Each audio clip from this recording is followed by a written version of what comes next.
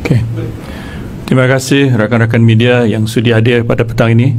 Selamat berpuasa. Bismillahirrahmanirrahim. Terutamanya pasal hak Sarawak terhadap minyak dan gas, menolak naratif yang mengelirukan yang baru-baru ini.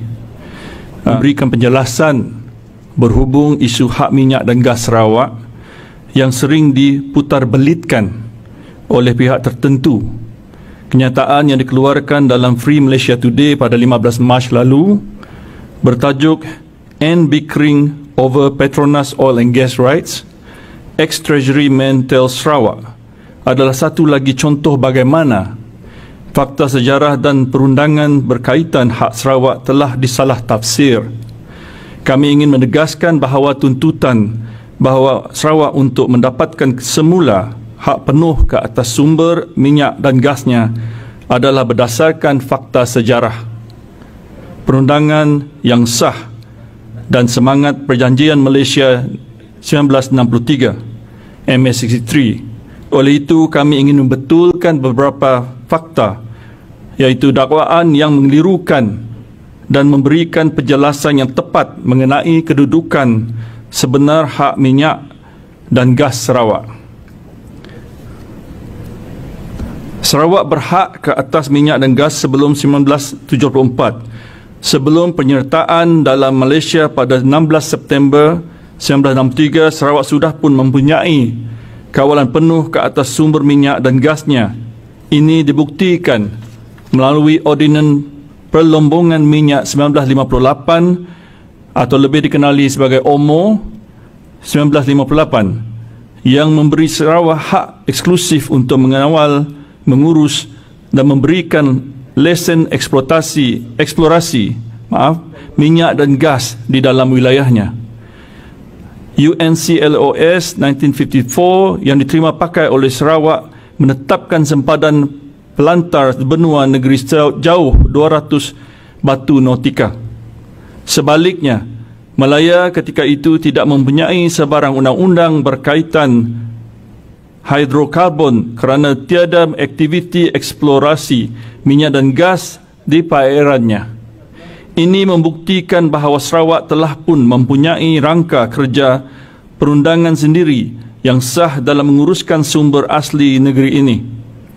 Perubahan sempadan laut Sarawak secara sepihak oleh Persekutuan selepas tragedi 13 Mei 1969, Kerajaan Persekutuan menggunakan kuasa darurat untuk menghadkan sempadan laut Sarawak kepada hanya 3 batu nautika melalui Ordinan Darurat nombor 7/1969, Ordinan Darurat nombor 10/1969. Tindakan ini telah mengambil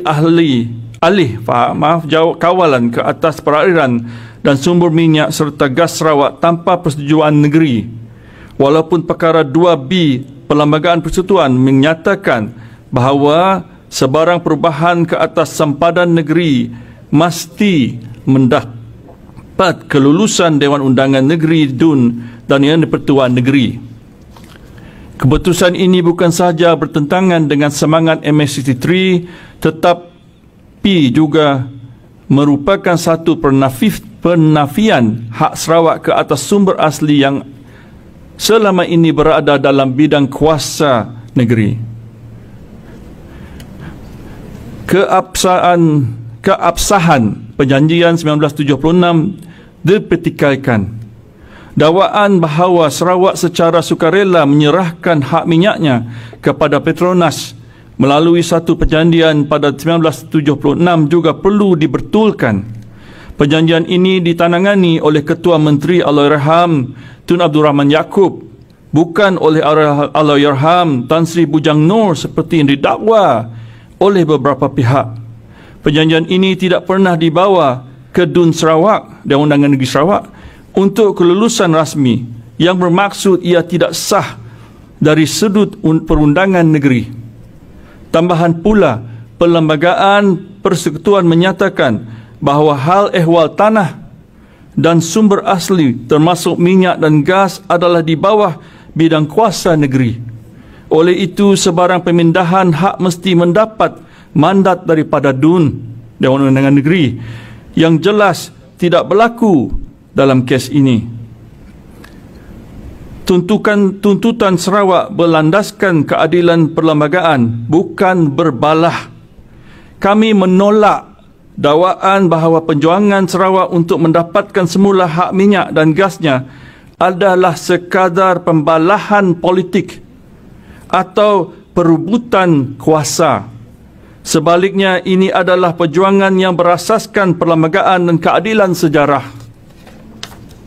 Sarawak bukan negeri jajahan dan hak terhadap sumber aslinya tidak boleh dirampas begitu sahaja tanpa persetujuan rasmi. MA63 telah menjamin bahawa Sarawak menyertai Malaysia sebagai rakan kongsi yang setara, bukan sebagai negeri yang hanya mengikut telunjuk kerajaan persekutuan. Maaf ya, puasa. Tuntutan GPS mengabalikan hak Sarawak.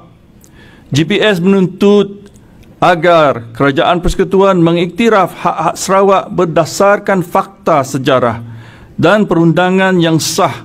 Kami menegaskan bahawa hak penuh Sarawak ke atas minyak dan gasnya mesti dikembalikan. OMO 1958 masih sah dan berkuat kuasa.